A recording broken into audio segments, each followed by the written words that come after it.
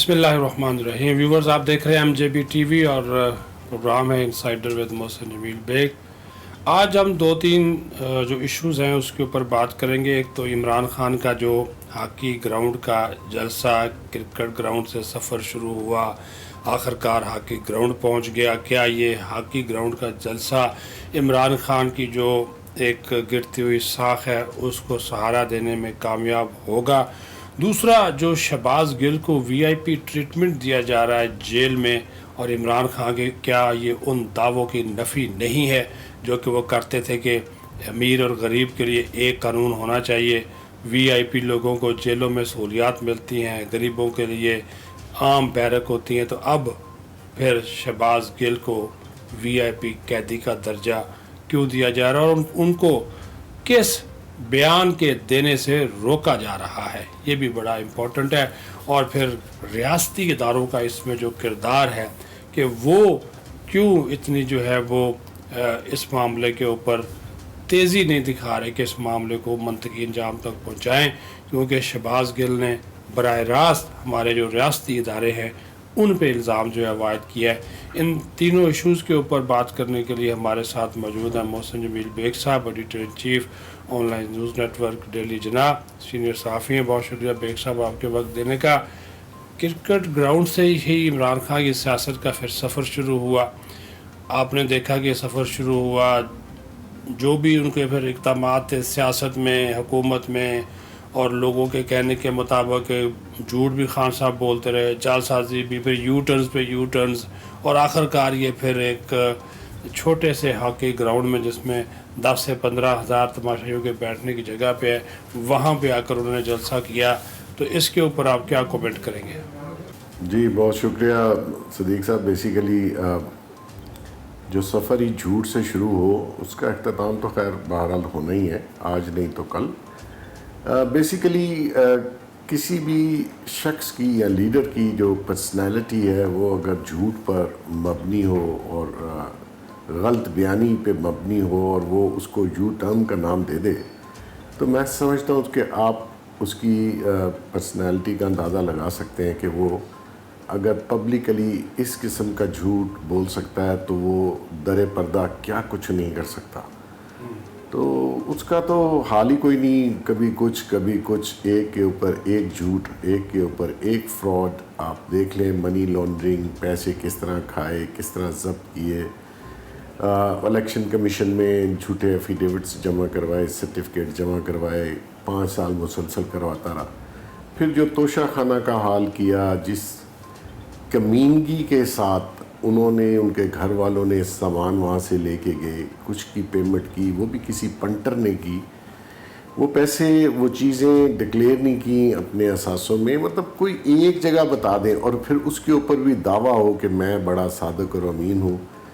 جو شخص خیرات میں، چندے میں، اللہ کے نام کے پیسے دینے والوں میں بھی فراڈ کر جائے، اور جس کو یہ عادت پڑ جائے کہ صدقے کا مال بھی کھانا ہے، تو اس کی شرم، حیا، اس کے لیے بےزتی، عزت جو ہے وہ میں نے نہیں رکھتی. وہ جس طرح اس نے شادیاں کیں، جو اس کا نجی لائف سٹائل ہے، وہ مطلب ایسے شخص کے اوپر تو بات کرنا میں سمجھتا ہوں توہین ہے. اور اگر یہ قوم کو وہ ورگلا رہا ہے تو اس قوم کا پھر اللہ ہی حافظ ہے. اچھا بیگ صاحب، ایک شہباز گل الزام لگاتے ہیں ایک بڑے نجی TV کے اوپر بیٹھ کے، پھر ان کی گرفتاری ہوتی ہے، جسمانی ریمانڈ دیا جاتا ہے، وہ پولیس کو بیان دیتے ہیں، اعترافی بیان سب کچھ مان لیتے ہیں، اور پھر ان کو آخر کار جیل منتقل کر دیا جاتا ہے. لیکن اطلاعات یہ ہیں کہ عمران خان نے خود ہوم سیکرٹری کو فون کر کے ان کو VIP قیدی کا درجہ دلایا، یعنی کہ B کلاس دلائی ہے، جبکہ عمران خان خود کہتے تھے کہ یہاں پر امیر اور غریب کے لیے ایک قانون ہونا چاہیے، انصاف سب کے لیے برابر ہونا چاہیے. اور وہ یہاں تک کہتے رہے کہ جیلوں میں بڑے چوروں، بڑے ڈاکوؤں کے ساتھ الگ سلوک ہوتا ہے، چھوٹے چوروں کے ساتھ الگ ہوتا ہے، یہ تفریق ختم ہونی چاہیے. تو وہ تو خان صاحب خود اس تفریق میں، آپ نہیں سمجھتے کہ وہ خود اس تفریق کا شکار ہو گئے، اور شہباز گل کے لیے وہ کیوں VIP سہولیات جو ہے وہ مانگ رہے ہیں؟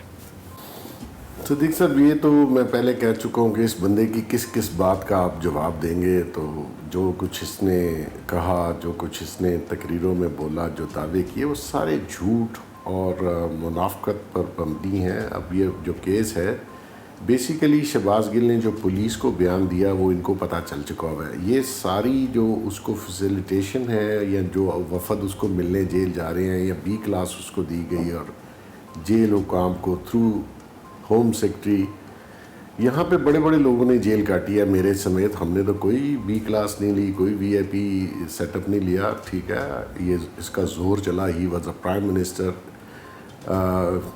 اس نے جو کچھ کرنا تھا وہ کیا. لیکن یہ ڈرے اس لیے ہوئے ہیں کہ وہ بیان جو اس نے پولیس کو دیا ہے، جس میں کافی ڈیٹیل ہے، جو سوالوں کے جواب اس نے دیے ہیں، یہ چاہتے ہیں کہ وہ کورٹ آف لاء میں جا کے یہ اگر کبھی پیش ہو یا پبلک میں آئے تو یہ اس کو ڈینائی کرے. اسی لیے آپ نے دیکھا کہ پہلی پیشی پہ اس کو کوئی شخص ملنے نہیں گیا، کیونکہ جو تحریک انصاف کے لوگ ہیں، جو سمجھدار ہیں، ان کو پتہ تھا کہ یہ بد زبان آدمی ہے، بد تہذیبی بہت کرتا ہے پبلک میں. وہ اس کو پھر وہ یہ پی ٹی آئی کا حصہ بھی نہیں تھا، تو وہ اس کو اس طریقے سے ملنے بھی نہیں جا رہے تھے. لیکن خان نے اب ان کو سیکنڈ پیشی پہ مجبور کیا سب کو کہ آپ لوگ جائیں اور اس کو حوصلہ دیں اور اس کے ساتھ کھڑے ہوں. تو ابھی جیل میں بھی جو لوگ اس کو ملنے جا رہے ہیں وہ صرف اسی لیے جا رہے ہیں کہ اس کو یہ احساس ہو. ادروائز وہ لاک اپ میں اتنا ڈرا ہوا تھا کہ اس نے ساری چیزیں فر بول دی کہ یہ بیانیہ خان صاحب نے دیا، ان میں ان کی مسز شامل تھی، اس میں باقی لوگوں کے اس نے نام لیے. تو یہ ساری جو وی آئی پی کلچر اس کو دے رہے ہیں یا اس کو جو فیسیلیٹیٹ کر رہے ہیں جیل کے اندر، وہ اس لیے کر رہے ہیں کہ وہ بیان سے یا تو مکر جائے یا وہ کہیں میں نے دیا ہی نہیں. تو ان کا اپنا کول آف فیئر میں جو تضاد ہے وہ تو بڑے عرصے سے سب کے سامنے جو کہتا ہے اللہ نے ایسا اس کے ساتھ کیا وہ اس کے منہ پہ آتا ہے اور یہ چیزیں بدل جاتی ہیں اس کی. اچھا بیگ صاحب، یہ بھی بتائیے گا کہ ریاست کا چونکہ یہ ملزم ہے شہباز گل، تو ریاستی ادارے کیوں اس معاملے میں اتنی سستی دکھا رہے ہیں کہ شہباز گل کے کیس کو وہ پرسو کریں؟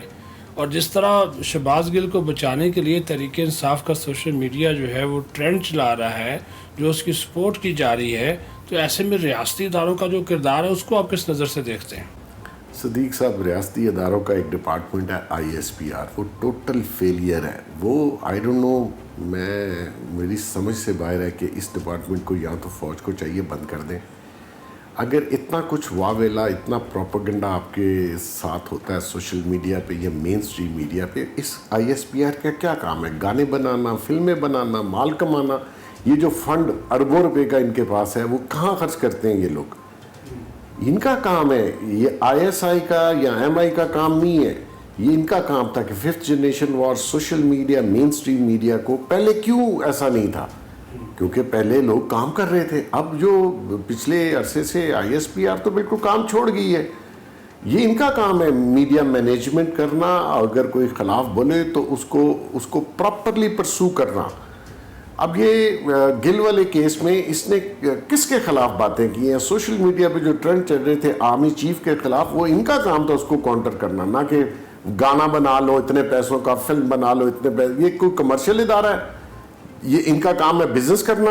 ان کا کام ہے اداروں کی پروٹیکشن اور ان کے جو چیفز ہیں ان کی پروٹیکشن کرنا اور اس نیریٹو کو کاؤنٹر کرنا جو ان کے خلاف بن رہا ہے. اتنی شہادتیں ہوئی، اتنا کچھ ہوا، پرائیویٹ لوگوں نے کام کیا اپنی فوج کی خاطر، یہ سوئے ہوئے تھے.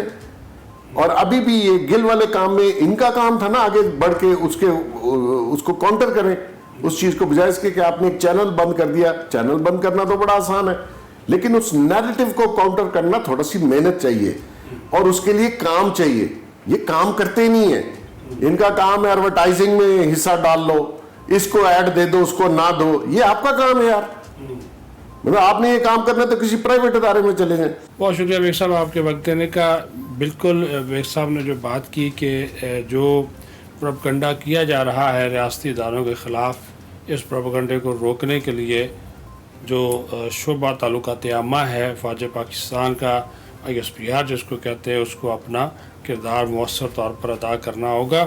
اور پھر جو بیگ صاحب نے بڑی بات کی ہے کہ عمران خان صرف اس وجہ سے شہباز گل کو بچا رہا ہے تاکہ وہ اعترافی بیان واپس لے لے جو وہ پولیس کو دے چکا ہے، جس میں اہم انکشافات سامنے آئے ہیں، اور ان انکشافات کی وجہ سے عمران خان بھی پھنس سکتا ہے۔ اپنا خیال رکھیں، بہت شکریہ۔